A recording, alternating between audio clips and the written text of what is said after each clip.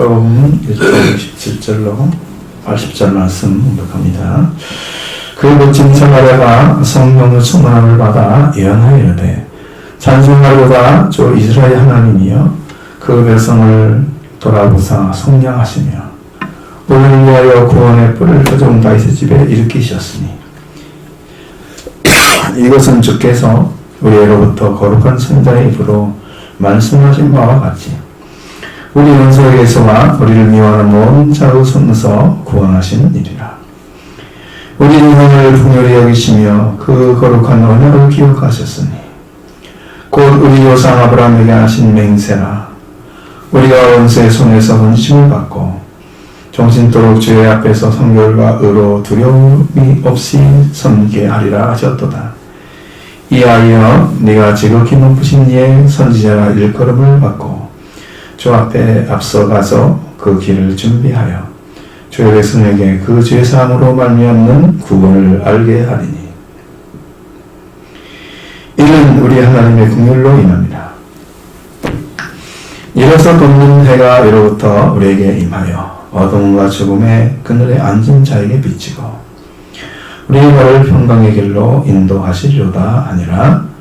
아이가 자라며 심령이 강하여지며 이스라엘에게 나타난 날까지 빈들에 있으니라. 아멘. 세례 요한의 나타남은요, 우리 역사적으로 어떤 일을 하려고 하신 건가? 세례 요한이 와야 이제 예수님이 오는 길이 열려지는 거예요. 이제 예수님은 회개한 자에게 오셔서 속죄와 부활로 생명을 주시는 분이기 때문에 그렇습니다. 회개가 안 이루어진 사람에게는 오질 않으시죠. 오셔도 감동을 주시는데 여러분 회개하도록 감동을 주시지 지금은 이제 말씀으로 오시니까 회개한 자에게 오셔서 일을 하십니다. 그 회개를 전하는 사역이 바로 세례 요한의 사역이죠. 그래서 회개로 돌아오는 자에게 주시는 은혜가 분명히 있습니다. 하나님 하라고 하면 거기에 반드시 따르는 은혜가 따라와요. 그냥 하는 일은 하나도 없어요. 반드시 따라옵니다. 은혜를 인하여 베푸시는 시작이 바로 세례 요한을 통해서 죄사함을 위해서 구원의 지식을 얻음으로 회개가 완성이 되어가는 거예요. 여기가 좀 굉장히 복잡하고 어려울 것입니다. 이 부분이. 그리고 예수 그리스도의 태어나시기 전에 세례 요한이 출생이 먼저입니다. 우리의 신앙이 이렇게 시작되죠. 진행돼서 그리스도를 통해서 이루어진 구원을 이루어가게 하십니다. 그러니까 회개하지 않는 사람이 속죄받았다, 구원을 입었다, 새로 태어났다 이런 말 들어본 적이 없어요. 회개했다는 걸 다 경험을 했죠. 그분들은 다 입으로 말을 합니다. 회개를 통해서 했다고. 그래서 세례 요한을 통해서 주시고자 하는 메시지를 들으면서 왜 하나님께서 요한을 보내서 사용하게 하셨는지를 정확하게 알게 하십니다. 그리고 우리도 구원의 길을 찾게 될 것입니다. 이 길이 여러분에게 열려지기를 바랍니다. 먼저 사마리아는 가브리엘로부터 세례 요한을 보내실 것을 말씀을 받았습니다.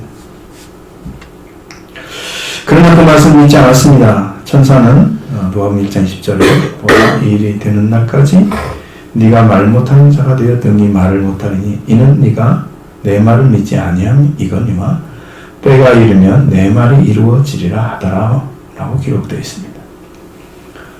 천사는 사마리아에게 말 못하는 자가 등이 말을 못하리라 말은 자가 되어 등이 말을 못하리라 했습니다. 하나님의 천사를 통해서 주신 내 말을 믿지 않았기 때문에 불신 때문에 말을 할 수 없게 된 거죠. 여러분 불신의 말은 안 하는 게 좋아요. 그렇죠? 전혀 안 하는 게 좋아요. 때가 이르면 내 말이 이루어지리라 고 말씀하신 이 약속의 말씀이 성취될 것도 예언했습니다. 그러나 말을 못하는 자로 성경에 나와서 집으로 돌아갔던 사마리아. 그는 엘리사벳이 이제 임신하게 된 것과 출산하는 과정을 다 겪어봤습니다. 놀라운 일이죠. 하나님께서 주신 말씀은 반드시 이루어진다는 사실을 목격해내는 거죠. 이건 그에게는 말로 할 수 없는 은혜였습니다. 여러분 말씀이 이루어진다는 것은 여러분 상상을 초월하는 은혜예요. 말씀이 또한 1장 57절 66절의 말씀에 엘리사벳이 해산 후에 이웃들과 친족들이 주님의 글을 긍휼히 여김을 잊고 함께 즐거워하였습니다. 그리고 8일에서 이제 할례를 하러 가죠. 이름을 짓는데 사가랴라고 짓고자 하는 거다. 했지만 어머니는 요한이라 부르라고 말을 했습니다. 그리고 아버지가 무엇으로 이름을 지르는가 물었을 때에 서판을 달라고 해서 그 이름을 요한이라 썼습니다. 신기하죠? 둘이 똑같이 요한이라 부르는 거예요. 어머니도. 그걸 썼을 때 그 입이 즉시 열리고 혀가 말을 하며 하나님을 찬송하기 시작했다. 이미 근처에 사는 사람들이 이 두려움이 일어나고 이 모든 일이 원주대 산골에서 서로 이야기하면서 들었던 사람들 다 말합니다. 이 갓난아기가 무엇이 되리라. 무엇이 될 것이다. 걔는 참으로 주님의 손이 그와 함께 하신다. 라고 이구동성은 말을 했습니다. 자, 이런 상황 속에서 사가랴가 이제 성령의 충만을 받아서 예언을 하기 시작한 거죠. 이것이 얼마나 놀라운 것인지. 자, 우리가 먼저 67절을 보도록 하겠습니다. 그것이 사가랴가 성령의 충만을 받아 예언하여 이르되 아멘. 우리가 여기서 분명히 알아야 할 사실은 성령의 충만을 받은 자는 일을 하는데요. 성령의 충만을 받은 사가랴 말고 엘리사벳은 무엇을 했나요?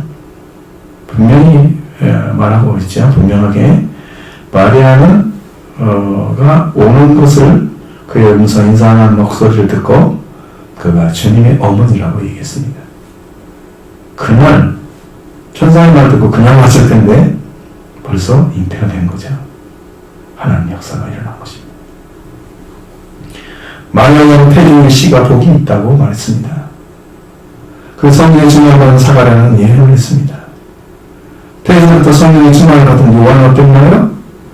그는 회개를 외쳤습니다. 한결같이 하나님께 속하는 일을 하는 거예요. 성령 충만 받은 사람들. 하나님의 말씀을 전하는 것이죠. 하나님으로부터 온 자를 알아보는 거예요. 성령으로. 마리아가 어떻게 주의 어머니라고 알겠어요? 성령으로 알죠. 하나님을 위하는 자는 자를 보면 그들이 하나님과 어떤 관계에 있는가를 알게 돼요. 우리가 회개하게 되는 거예요. 왜 저런 말을 계속하는가? 늘 회개를 외친다. 그런 사람들이 있다고 합니다.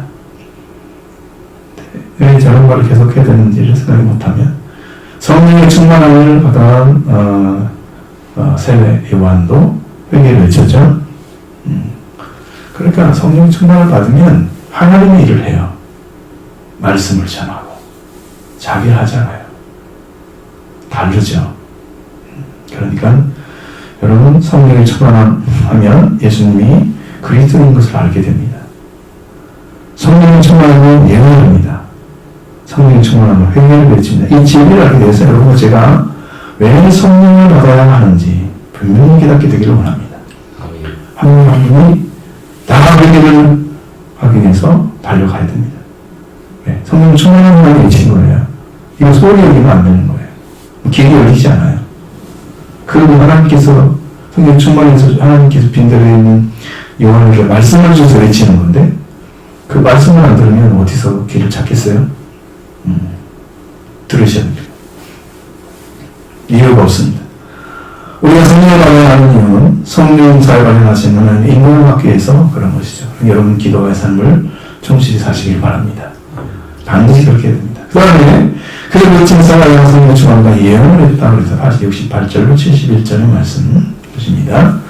찬송하리로다 주 이스라엘 하나님이여 그 백성을 돌아보사 속량하시니 우리를 위하여 구원의 뿔을 그종 다윗의 집에 일으키셨으니 이건 주께로부터 거룩한 선지자를 입으라고 말씀하신 바와 같이 우리 원수에게서와 우리를 미워하는 자의 모든 손에서 구원하시는 일이라. 아멘. 찬송하리라 이 말은요, 축복받는, 찬송받는 이런 이런 의미예요. 찬송 할렐루야 이런 단어로 쓸 수가 없는데 우리말은 그렇게 썼죠. 그러니까 찬송 받으실 분이라는 의미입니다. 주 이스라엘 하나님은 찬송 받으실 분이다 라는 말씀이죠. 우리의 찬송이 그런 이루신 이스라엘의 하나님께서 행하신 일이 너무 크고 놀랍고 그의 섭리가 완전한 구원을 이루어 주시는 은혜이기 때문에 찬송해야 됩니다. 그가 행하시는 일은 여러분이 상상하는 것보다 훨씬 더 큰 은혜로 임하여 오시는 거예요. 그 첫 번째로 백성을 돌보시고 속량하셨다. 그 우리를 위하여 구원의 뿔을 거둔 다윗을 일으키셨다. 이렇게 말씀하시죠. 이 말씀은 이렇게 됩니다. 찬송 받으실 주 이스라엘 하나님이 그 백성을 방문하시어 돌보셨다는 말씀이 방문하시어 속량하시고 우리에게 구원의 뿔을 그의 종 다윗의 집에게 일으키셨다 라고 말씀하고 있습니다. 찬송 받으실 이스라엘 하나님, 주 이스라엘 하나님이 그 백성을 방문하시고 속량하셨다. 이스라엘 백성을 위해서 속량하신 우리의 구원의 뿔을 그의 종 다윗의 집에 일으키신 것입니다. 이게 얼마나 놀라운 일인지를 여러분의 말씀을 통해서 분명하게 깨닫게 되기를 원합니다. 이 사실이 얼마나 중요한가요? 보세요. 하나님께서 그 백성을 방문하셨습니다. 그 백성을 돌보셨다는 번역이죠. 여기 번역은 이제 에피스캡토마이라고 해서 헬라어 동사는 돌보다, 택하다, 방문하다. 근데 여기는 다 방문하다고 해야 됩니다. 하나님께서 백성을 직접 방문을 해 주신 거래요.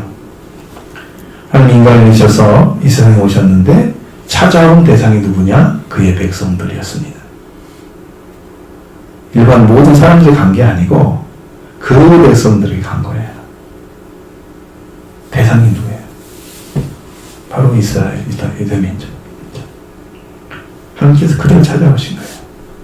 왜? 그들은 하나님 선택한 백성이었기 때문입니다. 오늘도 여러분이 하나님 선택한 백성이면 여러분을 찾아올 것입니다. 구원의 길로 인도해 주십니다. 걸어가며 그 길을. 그리고 방문하셔서 속량하신다고 말씀하고 있습니다. 이 속량이라는 단어는 적이나 죄의 속박하에 있는 포로 또는 노예를 속전을 주고 되사서 자유롭게 하는 일입니다. 여러분, 우리가 하나님께서 그것을 방문한 속량이셨는데 그 백성이 지도를 해야 될 죄의 포로에서, 죄의 노예에서, 사망의 노예에서 속전을 줘야 됩니다. 대가를 주고 되사야 됩니다. 여러분은 예수 그리스도가 피로 되샀습니다. 그게 속량이죠. 피입니다. 하나님께서 백성을 방문한 속량입니다. 그 백성이 지도해야 할 바로 그것입니다. 그 죄를 가지고 있는 백성을 위해서 죄와 죽음을 이기는 능력이 필요했기 때문에 예수님은 자기 피를 위해 통해서 그들을 정결하게 하시고 거룩하게 하셔서 우리를 대사오시고 자유를 주신 것입니다. 이것이 이미 이루어진 거예요. 이 과정 속에 뭐가 있느냐 그러면 그의 종 다윗의 집에 일으키신 구원의 뿔이 있습니다. 구원의 뿔. 이 성령이 이루어지려면 반드시 싸움이 있습니다. 죄와 싸워야 하고 사망을 깨트려야 됩니다. 죽음의 세력을 잡은 자를 없이 해야 됩니다. 무효화시켜야 되죠. 그걸 이겨야만 그 백성을 방문하게 속량하고 새 생명을 주실 수 있는 거예요. 그 일을 하러 오셨습니다. 이 일을 이루시기 위해서 능력이 필요합니다. 마귀를 제압하고 그를 묶고 그의 권세를 빼앗아서 왕자에서 폐위시키는 권능이 필요합니다. 그 권능이 바로 구원의 뿔입니다. 구원의 뿔. 이 뿔은 원래 수소의 뿔을 기초한 형용적인 것인데 힘을 가리키는 용어로 사용됐습니다. 그럼 구원의 뿔이라는 건 뭐냐면 구원을 위한 강력한 도심, 힘을 의미합니다. 여러분이 구원을 위해서 우리를 돕는 분이 계셔야 돼요. 우리가 구원의 길을 걸어가도록. 우리를. 그 구원의 뿔이 여러분에게 있어져야 여러분 구원의 길을 걸어가게 됩니다. 바로 예수님이 여러분의 구원의 뿔이 되신 거예요. 여러분을 구하기 위해서 구원의 뿔이 되신 겁니다. 강력한 도시입니다. 그냥 조금 더 가서는 구원이 이루어지지 않아요. 강력한 도심이 필요합니다. 자, 하나님께서 이것을 넘어가셔 성령하시고 구원의 피를 일으켜주셨습니다. 우리 구원을 위한 강력한 도심을 주시기 위해서 그 종 다윗의 집을 일으키셨다. 그 다윗의 집, 즉 다윗의 혈통을 기초해서 구원의 뿔로 일으키신 분은 바로 우리 주 예수 그리스도이셨습니다. 이것이 믿어지면 여러분의 구원의 뿔이 되는 거예요, 주님이. 근데 이것이 안 믿어져요. 아, 그런가 보다 이렇게 생각을 해요. 딱 붙잡아야 되는데 그런데 여러분 그 믿음이 안 생기는 거죠. 그분이 그분인데 그분이 아니라고 생각을 해요. 그러니까 그분을 강력하게 붙들어야 여러분 구원이 이루어질 거 아니에요? 근데 그걸 안 하고 있는 거죠. 그 구원의 길을 못 걸어가고 있어요. 구원의 뿔을 하나님 일으켜주셨는데 여러분이 믿지 않으면 안 이루어진다는 거죠. 이게 문제예요. 이 구원의 뿔을 일으켜서 백성들과 성령하신 그 역사를 이루어야 되는 근거가 뭘까? 왜 그렇게 하셨을까? 이것은 주께서 예로부터 거룩한 성령의 입으로 말씀하신 바와 같이 우리 원수에게서 우리를 미워하는 모든 자의 손에서 구원하시는 일이라 라고 말씀하고 있습니다. 거룩한 선지자 예로부터 전자에게 말씀하신 것 같습니다. 분명히 구원의 뿔을 선지자를 통해서 예언되었던 것입니다. 여자의 여성가 있습니다. 그 다음에 실로가 오실 것을 예언하셨습니다. 한 인격적인 이상적인 통치자를 지칭하는 단어가 실로입니다. 창세기 49장 10절에 주거를 떠나지 아니하며 통치자의 지팡이가 그 발 사이에 떠나지 아니하기를 실로가 오시기까지 이상적인 통치자가 오시기까지 이르리니 그에게 모든 백성이 복종하리로다 라고 말씀하고 있습니다. 자, 그는 모든 백성이 복종해야 될 왕으로 나타나신 거예요. 그리고 한 아기가 태어났습니다. 이사야 9장 6절로 7절의 말씀에 한 아기가 우리에게 낳다고 그랬죠? 사랑입니다. 한 아들을 우리에게 주신 바 되었는데 그의 어깨에는 정사를 메었다. 그의 이름은 기묘자라 모사라 전능하신 하나님이라 영존하신 아버지라 평강의 왕이라 할 것입니다. 그 한 아기가 가지고 있는 거예요. 영존하신 아버지도 되시는 거예요. 평강의 왕도 평화의 왕도 되시는 거예요. 그는 전능하신 하나님도 되시는 거예요. 우리가 참으로 이해할 수 없는 정도의 원더풀 기묘자. 그러니까 많은 것들을 그분을 통해서 우리가 이루어가는 일을 도움을 받는 자가 모사잖아요. 그분은 이걸 다 주세요. 예수님 오시면. 이게 약속되어 있잖아요. 이렇게 오신다. 그 정사와 평강의 더함이 무궁하며 또 다윗의 왕자와 그의 나라를 굳게 세우고 지금 이후로 영원히 정의와 공의로 그것을 보존하실 것이라 여호와의 만물 여호와의 열심히 일을 이루시리라. 이렇게 하고 있습니다. 이 말씀이 그대로 이루어지는 현장을 분명히 맞이하고 있었던 거죠. 이 구원의 뿔을 일으키신 것은 무엇을 위한 것입니까? 우리 원수에게서와 우리를 미워하는 자의 모든 손에서 구원하시는 것이다. 우리의 적이 있는 자들로부터와 우리를 미워하는 자들의 모든 손에서 구원하십니다. 여기서 우리라는 단어는 백성을 의미하는 거예요. 앞에서 백성을 방문하셨죠? 우리. 백성을 방문하셨잖아요.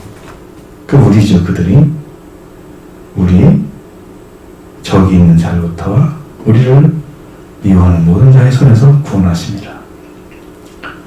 그러니까 우리는 성령하시러 방문하신 하나님께서 이렇게 다윗의 뿔 예수 그리스도가 적이 있는 자로부터 우리를 미워하는 모든 자의 손에서 구원하시는 일, 바로 이것이 속량이었습니다. 그 원수가 누구예요? 원수가. 그 미워하는 자가 누구예요? 하나님의 일을 한다고 싫어하는 사람은 누구예요? 여러분 박해하는 자는 다 그렇게 싫어하잖아요. 이스라엘 민족을 환영했던 나라들은 거의 없어요. 역사상. 다 그들을 핍박하거나 쳐들어가서 뭉개버리려고 그런 일들을 어마어마하게 했던 거예요. 이스라엘 백성 불쌍히 여기거나 그런 얘기 안 했어요. 오히려 하나님의 선택한 백성이라고 그래서 더 비웃고 막 그랬죠. 잘못되면. 거꾸로 됐죠. 그랬어요. 그 백성을 성령하신 것이 무엇입니까? 죄와 사망에 매여 있는 자들에게 값을 주고 지불해서 대상하는 거예요. 구원의 뿔, 구원을 돕는 강력한 그 도우심이 필요했습니다. 이 백성들은, 원수는 누구였겠습니까? 이 백성들을 묶고 있던 세력, 아직도 죄와 사망에 묶여있는 세력들, 그를 묶고 있는 세력들은 마귀와 악한 영들입니다. 원수는 마귀예요. 미워하는 자는 영들이에요. 악한 영들. 이 백성에게 반드시 예수 그리스도께서 구원을 행하셔야 합니다. 그래서 구원의 뿔로 나타나신 거예요. 만약에 로마로서 꼴이 돼서 이스라엘이 유대 백성들을 해방시키는 게 필요했다고 하면 예수님이 그 일을 했겠죠. 성령님은 근데 한 번도 그런 말이 없어요.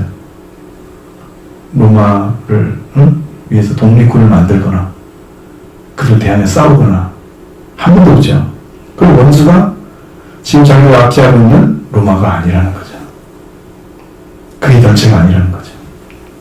얼마나 재밌겠어요. 백성들은 그걸 요구했지만 예수님은 그걸 하지 않았습니다. 그 원수가 누구예요? 원수 마귀는, 이 악한 영들은 바로 우리를 묶어버립니다. 그러니까 여러분, 이 죄에 의해서 많은 사람들이 마귀와 그 악한 영들에게 지배를 받고 살아요. 그럼 예수 그리스도가 거기 계시지 않는 거잖아요. 예수님이 계시면 우리 회복이 되실 텐데, 악한 영으로부터, 마귀로부터 구원하시는 일을 행하실 텐데, 주님만 계시면 못하죠. 이게 여러분 믿음이라는 것은 예수 그리스도 여러분이 오시는 게 믿음이에요. 예수 그리스도 여러분이 영접되는 게 믿음이에요. 예수님 없이 여러분 뭐를 믿습니까? 그분을 영접하는데 여러분 최선을 충성을 다해서 찾아야 되지 않습니까? 그럼 걸어가야죠.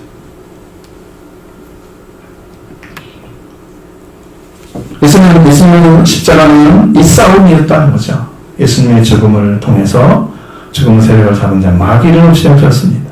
그게 십자가의 죽으심. 이게 성령이잖아요. 이게 구원의 불이 필요한 거예요. 여기에서 시편 106편 10절에 그들을 그 미워하는 자의 손에서 구원하시며 그 원수의 손에서 구원하셨고 라고 기록되어 있습니다. 자, 그럼 하나님께서 방문하셔서 성령하시면서 원수들고 미워하는 자의 손에서 구원하시는 일을 행하시는데 이건 무엇 때문에 그걸 행하고 계실까? 그 말씀을 73절, 72절부터 3절에 기록되어 있습니다. 같이 봅니다. 우리 조상을 긍휼히 여기시며 그 거룩한 언약을 기억하셨으니 곧 우리 조상 아브라함에게 하신 맹세라. 아멘. 하나님께서 우리 백성에게 이렇게 구원을 주시려고 하셨느냐? 바로 선지자들의 입을 통해서 주신 예언과 우리 조상 아브라함에게 행하신 맹세 때문이었습니다. 여러분, 근거 없이 일어나는 것은 좀 이상하지 뭐? 항상 그래요. 구약에서 이렇게 말씀하셨기 때문에 이거 했다. 그럼 맞죠? 앞뒤가. 근데 아무 말씀도 없는 난 딴 일 했다. 이건 안 맞아요. 성경은 반드시 짝이 있어야 되는 거예요. 앞에서 읽었으면 그 앞에서 이런 것이 뭔가 그것이 분명히 있어요. 근거가. 있습니다. 하나님의 부름을 선택한 자들에게 이 말을 주셨습니다. 아브라함을 선택하셨죠? 그를 불쌍히 여겼습니다. 우리 자들을 불쌍히 여기시고 그 거룩한 언약을 기억하셨는데 하나님께서 그들과 언약을 맺으셨기 때문입니다. 하나님은 시건치 아니하신다. 한번 맺은 것을 버리지 않는다는 의미입니다. 하나님께서 아브라함에게 네 아들, 네 사랑하는 독자 이삭을 데리고 모리아 땅으로 가서 내가 네게 일러준 산에 거기서 그를 번제로 드리라 명령을 받죠. 사흘길을 걸어서 모리아 산에 이삭을 번제로 드리고 칼을 잡고 아들을 잡으려고 하는데 하나님의 음성이 들려왔습니다. 아에게 네 손을 대지 말라. 그에게 아무 일 하지 말라. 네가 네 아들 독자까지도 내게 아끼지 아니하였으니 내가 이제야 네가 하나님을 경외하는 줄 아노라. 이렇게 해서 그리고 나무에 걸렸던 수량으로 아들에 대해서 번제를 드리죠. 그 땅 이름을 여호와 이레라. 이렇게 말씀합니다. 하나님께서 아브라함에게 맹세하신 것이 뭘까? 창세기 22장 15절로 28절 말씀에 그 안에 들어있습니다. 여기서 진리를 발견하지 못하면 여러분 이 말씀을 듣지 못한 거죠. 정확히 하셔야 됩니다. 자, 15절 18절 여호와의 사자가 하늘에서부터 두 번째 아브라함을 불러 이르되 여호와께서 이르시기를 내가 나를 가리켜 맹세하노니 네가 이같이 행하여 네 아들 네 독자도 아끼지 아니하였은즉 내가 네게 큰 복을 주고 내 시로 크게 번성하게 하여 하늘의 별과 같이고 바닷가의 모래와 같게 하리니 네 시가 대적의 성문을 차지하리라. 내 시가 내 시로 말미암아 천하 만민이 복을 받으리니 이는 내가 너의 말을 충분하였습니다. 아멘. 한 말씀 지킨 것이 여러분 후손 대대의 복을 가져다주는 역사를 이루셨습니다. 여기 18절 말씀 17절 하반절에 내 씨가 내 대적의 성문을 차지하리라. 이 말씀 보시죠. 오늘 원수와 미워하는 자에게서 구원하시는 일이 바로 이것을 말씀하고 있습니다. 18절에 천하만민이 복을 받게 하는 씨, 바로 그 씨죠. 그럼 대적은 뭐냐면 원수가 된 자들을 가리키고 있습니다. 대적. 그 씨에게 원수가 된 자들. 하나님께서 원수가 되게 해서 그 뱀의 머리를 치게 하겠다 그랬잖아요. 아들을 여자 요선을 보내서. 그러니까 바로 그 역사를 이루시기 위해서 지금 하나님께 주신 형상을 입은 자를 타락시켰죠. 그러니까 원수가 되게 했죠. 그리고 이 땅이 자기가 다스리는 나라처럼 생각하고 있어요. 마귀는. 이게 성령이죠. 그렇게 생각하고 있습니다. 이 차지하리라는 단어는요, 야라시라는 단어를 사용합니다. 이건 뭐냐면 히브리 칼동사인데 붙잡다, 상속하다, 점유하다, 상속권을 박탈하다. 여러분 다른 말은 다 적합하지 않아요. 상속권을 박탈하다는 말만 적합해요. 천한 만민을 복을 받게 하는 씨 하나님께로부터 하나님께서 아브라함과 다윗의 자손으로 이 세상에 보내신 받은 분, 그분입니다. 그 씨가 원수된 성읍의 문을 차지하리라고 하신 말씀, 성읍의 상속권을 박탈해 버리겠다. 이 성읍을 언제 이 원수가 주인의 것을 가져갔냐, 그렇죠? 성읍을 가져갔느냐? 어떻게 해서 그 원수가 된 걸까? 원래는 주인의 것인데 그걸 뺏어서 자기 것처럼 지금 하고 있는 거잖아요. 그렇게 했습니다. 그러니까 마귀가 가지고 있는 상속권을 박탈해버리는 거예요. 이 세상이 자기가 생각하는 걸 박탈해버리는 거예요. 이 땅에 없어요. 그러니까 마귀는 이미 그 가지고 있는 권세, 세상의 임금 권세부터 이미 폐일당했어요. 박탈해버렸죠. 상속은 박탈했습니다. 마귀는 그러니까 예수를 믿는 사람 앞에서는 힘이 없습니다. 마귀를 대적할 수가 있죠. 우리는 예수를 믿는 사람들은 그 앞에 진자이기 때문에 이겼다고 버티지 못하죠. 졌기 때문에 한 번 지면 잘 도전하지 못하죠. 예수님께 도전하지 못합니다. 원수된 그 상속권을 박탈해버린 것입니다. 예수 그리스도가 그 앞에 야설한 성령의 상속권을 박탈해버렸다. 이게 바로 원수 마귀입니다. 자, 여러분, 많은 사람들은 이제 마귀와 친하게 지내는지 아니면 마귀와 대적하는지 잘 이해를 하고 있는지 모르겠어요. 신앙이 못된 사람은 그래요. 마귀가 나라도 대화는 잘 모르고 따라가는 사람이 많단 말이에요. 반대로 물어보면 이 대답할 수 있어요. 여러분 예수님이 또 여러분을 인도하고 있습니까? 따라가고 있습니까? 그게 확실합니까? 그것을 여러분 찾아낼 수 있다면 여러분은 걸어가고 있는 거예요. 근데 그것이 불확실해. 그러면 아직 가고 있는 게 아니죠. 그러니까 이게 혼란스러운 거예요. 그럼 마귀가 역사하는 것과 하나님 역사하는 것을 혼란스럽게 받아들인 사람들은 이제 성령의 역사를 신뢰하지 않기 때문에 그런 거예요. 성령 역사를 신뢰하셔야 됩니다. 마귀가 어디로 마귀로 데려가는지 여러분들 알고 계셔야 돼요. 지옥문으로 돌아가고 있는 거 데리고 가고 있는 거예요. 근데 그걸 아무것도 모르고 있다면 큰 문제입니다. 마귀는 예수님을 믿지 않는 자들은 지옥으로 끌어가고 있습니다. 그리고 미련으로 마귀를 대적하지 않는 신앙생활하는 사람들, 이들도 그에게 점령당하고 있습니다. 그래서 여러분 신앙의 변화가 없는 거예요. 주님이 함께 하셔서 은혜 가운데 이끌어 가시면 여러분 날마다 간증하겠죠. 주님을 인도해 주셨습니다. 오늘은 이 은혜를 주셨습니다. 오늘은 이 말씀을 깨닫게 주셨습니다. 날마다 새로운 간증이 나오죠. 그러면 그게 되는 거예요. 우리의 마귀는 우리의 원수들입니다. 우리를 미워하는 자의 원수, 저는 원수 마귀입니다. 이 원수와 미워하는 자에서 권하시는 일이 가장 중요한 일입니다. 이를 위해서 그 씨를 보내주신 거예요.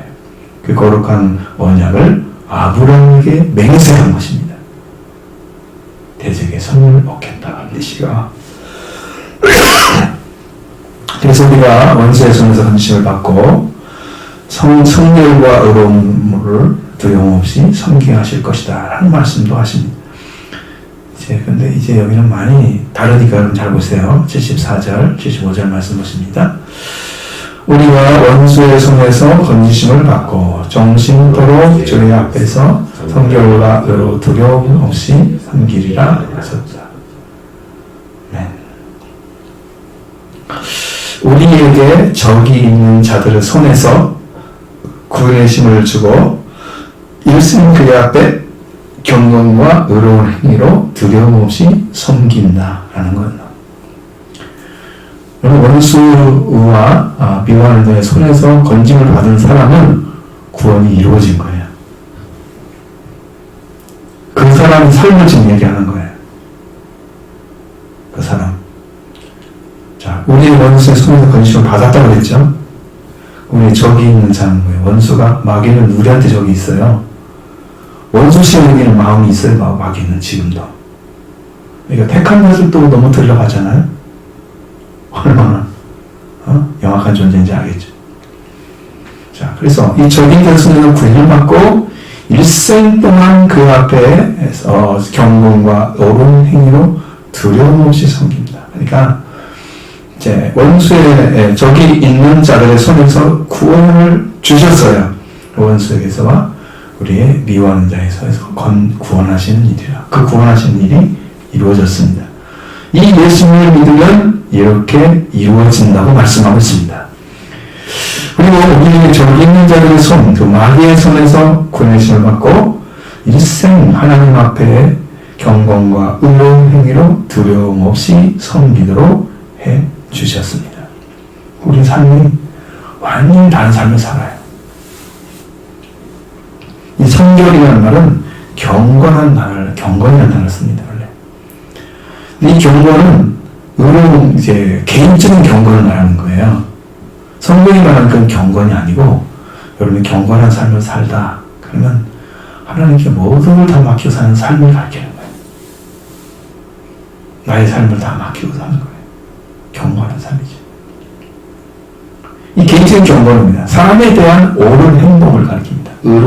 의로움이라는 단어는 사람에 대한, 그러니까 옳은 행동을 하면서 두려움이 없이 섬기는 삶을 살아갑니다. 어떤 것도 걸림돌이 없어요, 그 사람에게. 하나님을 섬기는 데 있어서. 그러니 여러분 이 은혜를 믿고 세워지는 것이 얼마나 놀라운 은혜인지를 성경이 가르쳐 주고 있습니다. 할렐루야. 이제 이사야는 자신을 불태우는 아이에 대해서 예언하고 있습니다. 76절로 78절 하반절의 말씀입니다. 이 아이여, 네가 지극히 높으신 이의 선지자 일컬음을 받고 주 앞에 앞서 가서 그 길을 준비하여 주의 백성에게 그의 죄사함으로 인한 구원을 알게 하리니 이는 우리 하나님의 긍휼로 인함이라. 아멘. 이 말씀은 갓난아이여 이랬습니다. 이 갓난아이여, 너는 가장 높으신 이의 선지자라 불리어질 것이며 주님 앞에 앞서가서 그의 길들을 준비하여 그의 백성에게 그들의 죄들을 사함에 의하여 구원의 지식을 주리니 우리 하나님의 불쌍히 여긴 때문이라. 알게 한다는 말이 아니고 지식이라는 단어입니다. 원래 기노스카는 단어는 그러니까 명사예요, 명사. 알게 한다는 형용사처럼 쓰지 않아요. 그러니까 지식을 주는 거예요. 어떻게? 이 말씀 보면, 이 말씀은 우리에게 이렇게 주신 게 뭐냐면, 하나님께서 이렇게 그의 백성에게 그들의 죄에서 죄들의 사함에 의해서 구원의 지식을 주시는 것이 우리 하나님의 긍휼 때문에 주신 거예요. 여러분을 살리려고 왜 하십니까? 구원해 주시는 이유가 뭐예요? 왜 그럴까요? 구원의 신념은 하나님의 불쌍히 여김에서 출발하고 있습니다. 여러분을 구원하는 그거예요. 하나님이 불쌍히 여기시는 거예요.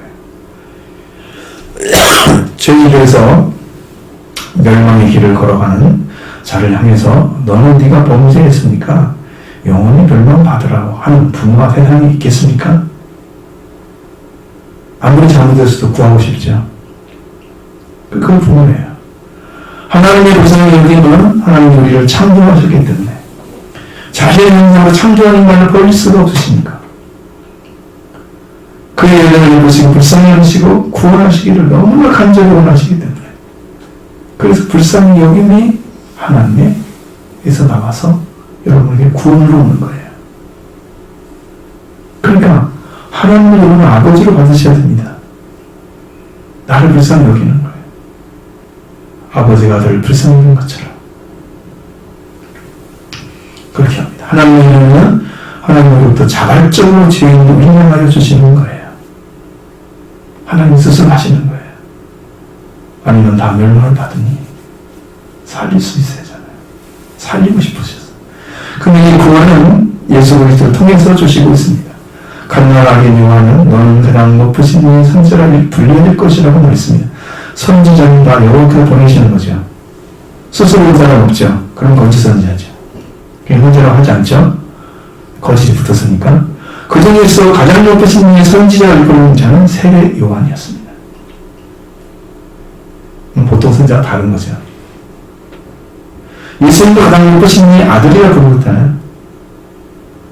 이렇게 하나님께로부터 직접 말씀을 받고 그 말씀에 따라 행하는 사역은 누가복음에서 세례 요한에게 주어진 겁니다. 네, 그리고 주님 앞에 앞서가서 그의 길들을 준비하여 그의 백성에게 그들의 죄들을 사함에 의해서 구원의 지식을 주신다. 이것이 우리 하나님의 불쌍히 여김 때문이다. 그럼 주님 앞에 앞서가서 지금 그 길들을 준비하는 거예요. 그 절들이 뭐예요? 회개를 통해서 예수님이 그 사람에게 들어가도록 그 길을 준비하는 거예요. 여러분이 회개가 이루어졌으면 예수님이 들어갈 수 있는 길이 이미 만들어진 거예요. 그래서 주님이 오셔서 여러분을 구원시키는 거예요. 십자 속죄 부활이 이루어지는 거예요. 거기서 이루어지는 거예요.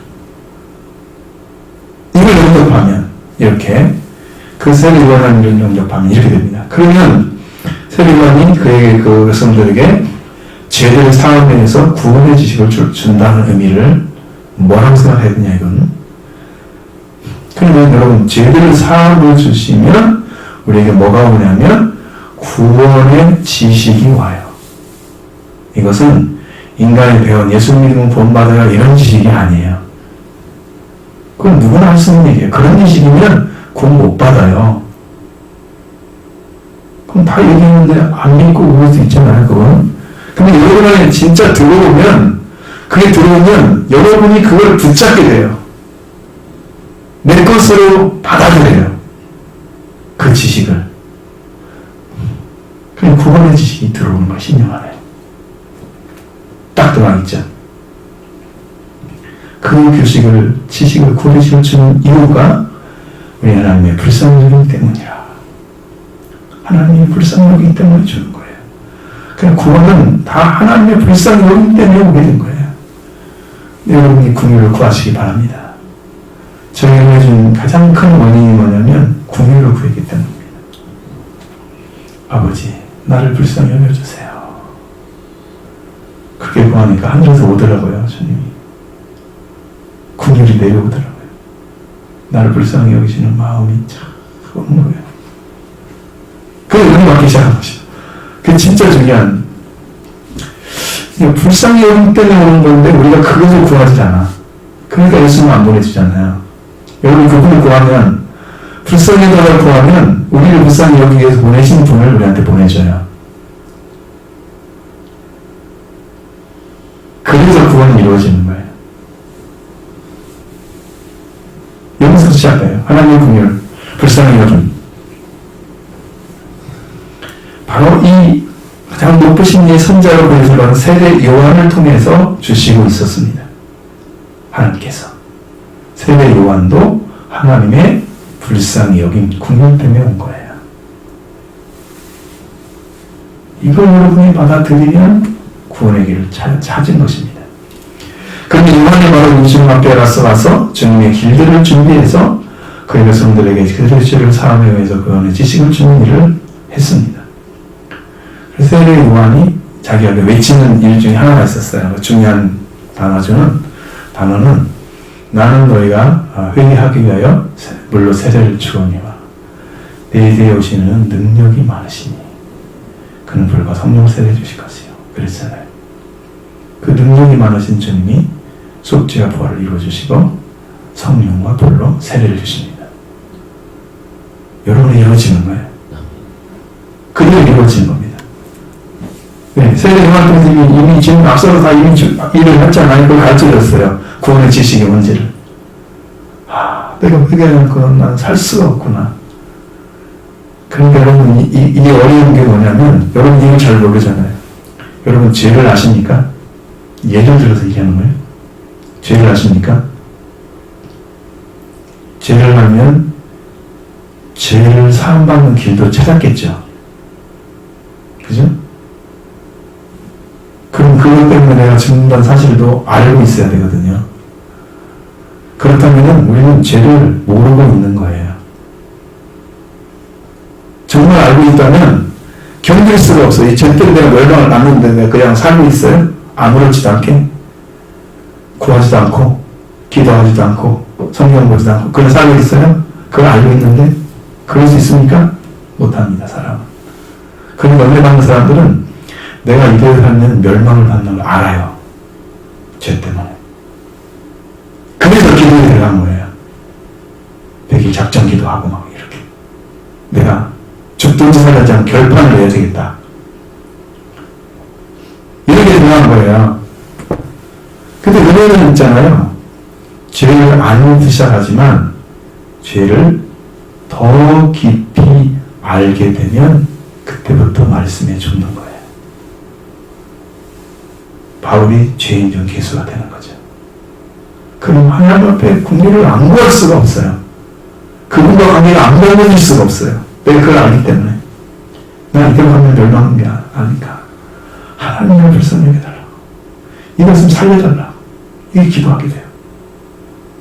죄를 깊이 모르면 안 됩니다. 예수님은 죄인을 구하러 회개시키러 왔다고 말씀하셨습니다. 이 복음이 지금도 유효하잖아요. 여러분 신앙 가운데 이 주님이 이렇게 세례 요한의 사역을 통해서 여러분에게 주님보다 앞서가서 이렇게 이루시는 백성들 죄를 사함에 의해서 구원의 지식을 주어지는 그 사역을 행하시는 여러분만 해도 내가 구원을 받는 이유 이것이구나. 딱 알겠죠? 이 지식을 알게 되면 여러분이 구원의 길을 걸어갑니다. 이 길을 찾으시기 바랍니다.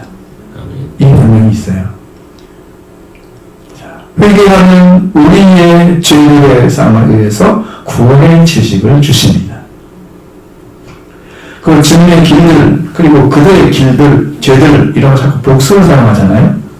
이것은 왜 그럴까? 왜 성경에, 우리가 번역한 성경에는, 개혁개정에는 없잖아요. 복수가 아니잖아요. 근데 원어로 보면 다 복수로 되어 있어요. 죄들을 위해 죄들, 죄가 아니에요. 죄들이에요. 세례 요한을 통해서 많은 사람들이 회개로 돌아가야 되니까 죄들인 거예요. 주님의 길들을 준비하셨고 많은 사람이 죄를 사용하기 때문에 그들의 죄들인 거예요. 복수가 맞아요. 그렇게 모든 죄가 많은 곳에 은혜가 넘쳤느니라. 왜? 하나님이 궁유를 도에 풀지 않으면 죄들이 많은 사람들이 세상을 못 받죠. 그러니까 궁율이 더 넘치게, 은혜가 넘치게 내려오시는 거예요. 이 은혜로 들어가셔야 됩니다. 성령께서 이 통해서 사실을 알게 하셨습니다. 그리고 우리 하나님의 불쌍히 여김은 돈으로부터 오게 하신다 말씀했습니다. 78절 하반절 또 79절 말씀을 보십니다. 이로써 돋는 해가 이로부터 우리에게 임하여 어둠과 죽음의 그늘에 앉은 자에게 비치고 우리말을 평강의 길로 인도하시리로다 하니라. 아멘. 자, 이것으로 해의 떠오름이 하늘의 높은 곳에서부터 우리를 방문하여 어둠과 죽음의 그늘에 앉은 자들에게 나타내 보이셨고 우리의 발들을 평화의 길로 인도하시리로다. 이렇게 되어 있습니다. 해가 떠올랐어요. 해. 그러면 일단 어둠이 존재하는 것은 해가 떠오르는 동시에 어둠은 사라지죠. 그죠? 그러니까 그것이 어디서 봤냐면 하늘의 높은 곳에부터 오기 시작했어요. 방문하셨어요. 그럼 앞에서부터 똑같은 말씀이죠. 그의 백성들을 방문하셔서 성령하시고 똑같은 말씀이죠. 그렇게 하신 거예요. 방문하셔서 어둠과 죽음의 그늘에 앉은 자에게 나타내 보이십니다. 그러면 그들의 어둠이 사라지고 죄도 사함을 받습니다. 죽음도 해방을 받습니다. 예수 그리스도가 이루신 은혜 때문에 사함을 받는 거죠. 그리고 우리가 우리 발들이 평안의 길로 인도함을 받습니다. 다 평안의 길 갖지 못했어요. 다 거친 길을 걸어갑니다. 왜? 자기 길이기 때문에 그래요. 주님은 새로 열어놓으신 길이 아니기 때문에 그렇게 걸어가는 거예요. 인생이 너무 흉악하잖아요. 힘들잖아요. 예수님 열어놓으신 길을 걸어야 됩니다. 그걸 찾아야 됩니다. 예수님의 공연을 불쌍한 여기심으로 오신 예수 그리스도 구원에 불러오시고 이 놀라운 복음이 세례요한을 통해서 주님 앞에 앞서가서 그들은 길들을 준비하여 죄들을 사함에 의해서 구원의 지식을 주시는 사역이 이루어지는데 세례요한과 통하지 않고는 이를 행할 수가 없는 것입니다. 그럼 제사를 위해서 구원의 지식을 받는 자들, 이 주님이 오셔서 구원하신 이 놀라운 지식은 회개하는 자들에게 허락해 주셨다. 이미 회개하고 그 주님을 구하고 있는 사람들에게는 여러분 마음속에 내가 이렇게 구해야 되는 거구나, 이렇게 해야 구원을 받겠구나 라는 지식이 들어와요. 회개를 하면. 세례 요한이 지금도 오는 게 아니에요. 지금은요 말씀으로 와요. 지금은 말씀으로 회개를 줍니다. 해의 떠오름이 뭐냐? 예수 그리스도의 오심으로 빛이 비춰지는 것을 말씀하고 있습니다. 빛이 비춰지면 어둠과 죽음의 그늘에 앉은 자들에게 빛을 나타내십니다. 그럼 그 빛을 해 떠오르는 빛을 비추는 일 때문에 그렇게 하고 있습니다. 그들은 어둠과 죽음의 그늘에 앉은 자인가를 알게 되고 그들은 이제 회개의 길을 걸어가게 됩니다. 왜? 주님 나타나니까 그래요. 요한복음에도 그게 나타나잖아요. 요한복음에도. 자, 요한복음은 말씀이 오심으로 말씀으로 인해서 하나님이 천지를 창조하신 분이다. 그분이 그리고 그 말씀 안에 말씀이신 하나님 안에 생명이 있었다. 이 생명은 사람들에게 빛이었다. 참빛이다. 그럼 지금도 하나님은 여러분의 생명을 갖다 주시기 위해서 그걸 가지고 오셔서 여러분에게 그 은혜를 베풀고 계십니다. 그러면 우리가 뭘 해야 돼요? 그걸 받아야 되겠죠. 그래서 이 하나님의 생명 안에 있는 참빛을 영접함으로 하나님의 자녀가 되는 권세가 주어지는 겁니다. 이것을 우리에게 떠오름이 하늘 높은 곳에부터 우리를 방문하여 어둠과 죽음의 그늘에 앉은 자들이 땅에 보이셨고 우리의 말들을 평화의 길로 인도하시리라고 말씀했습니다. 자, 여러분 해가 방문했다면 해가 떠올라서 하늘로부터 그러니까 하늘 높은 곳에부터 그것은 이 세상의 해를 말하는 게 아니죠. 하나님의 왕국으로 오신 분을 말하고 있습니다. 그럽니다. 해에 떠오르는 어둠과 죽음의 그늘에 앉은 자에게 나타내 보이셨습니다. 어둠과 죽음의 그늘에 앉은 자는 자신의 죽음에 속해서 벗어날 수 없는 자인 것을 대해서 슬퍼하거나 혹은 애도하는 자를 가리킵니다. 이 뭔 말이냐면 여러분 이게 어둠과 죽음의 그늘에 앉은 자는 이렇게 가면 우리는 멸망을 받는구나. 그렇게 해서 마음에 슬픔이 있는 사람들. 그게 어둠과 죽음의 그늘에 앉은 자들을 가리키는 거예요. 그러니까 여러분 구원은 어디서 출발해요? 나중에 말해보니까 하나님의 성령이었는데 자기는 모르고 하나님이 말씀해 주셨는데 내가 막 움직이기 시작해. 이게 뭐지? 왜 따라가고 있는 거지? 잘 모르죠. 하나님의 역사 가운데 있는 거니까. 그런데 따라가다 보니까 구원이 뭔가를 하게 돼요. 나중에 하게 된 거예요. 내가 어둠과 죽음의 그늘에 앉은 자인 것을 발견하게 되면 슬퍼하는 자인 것을 알게 되면 내가 주님이 필요함을 알게 됩니다. 그러면 내가 간구하게 되죠. 기도는요, 하나님의 은혜를 발견하는 순간부터 오기 시작하는 거예요. 그 은혜를 구해야 되겠죠. 우리의 발들을 평화의 길로 인도해 주십니다. 왜 사람이 평화의 길을 잃어버렸을까요? 하나님과 관계가 끊어졌기 때문에. 평화의 관계가 무너졌습니다. 근데 이제 이렇게 구원의 원수의 손에서 구원을 받게 되면 평화의 관계가 다시 회복됩니다. 예수님이 이루셨습니다. 이렇게 이야기했죠. 우리가 살아가는 전통적으로 율법에 대해서 알았을 것입니다. 왜냐하면 제사장이잖아요. 그는 규례와 계명을 아주 흥미없이 행했다고 한 제사장으로 나타나고 있습니다. 그러니까 이번에 태어난 후에 성령의 충만을 받아서 예언한 말씀은 예수 그리스도에 대한 예언과 요한에 대한 예언했는데 이 말씀 안에 왜 그게 필요한지를 다 얘기하고 있어요. 그럼 이것을 여러분이 아주 단순 명료하게 가르치면 좋겠어요. 이것이니까 이게 탁 손 잡히게 그랬으면 좋겠어요. 자, 그리고 이제 이 말씀은 우리에게 지식, 구원의 지식이 전파된 역사를 행하신 사실도 가르쳐주고 있습니다. 마지막 80절 봅니다. 아이가 자라며 신중히 강하여지며 이스라엘에게 나타나는 날까지 빈들에 있으니라. 아멘. 갓난아이가 자라가면서 영이 강하게 되며 나타나는 날까지 광야에 있으니라. 이스라엘이라는 말은 없어요. 왕래는 없어요. 그냥 이렇게 써놓은 거예요. 자, 새로운 강간을 태어났으면 몸이 자라는 것은 이해할 수 있죠.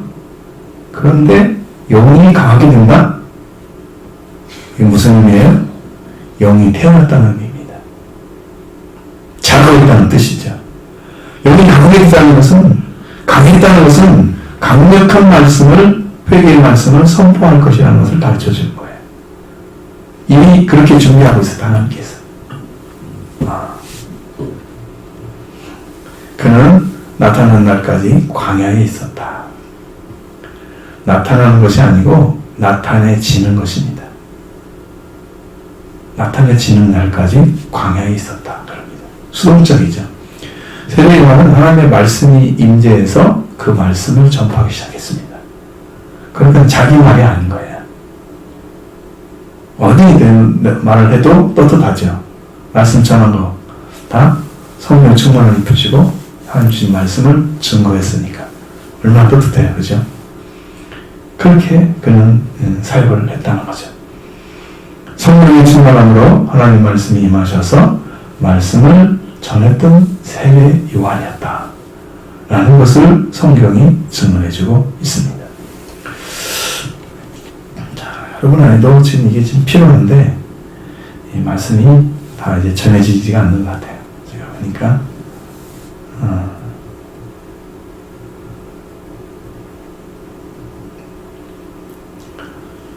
오늘 이 말씀을 통해서 여러분들이 구원의 길을 찾기를 원한다면 그 길을 찾아서 여러분들도 구원의 지식이 필요하죠. 찾아서 여러분 하나님께 인도하시는 큰 은혜를 경험해가는 하루하루 삶이 되기를 바랍니다. 아멘.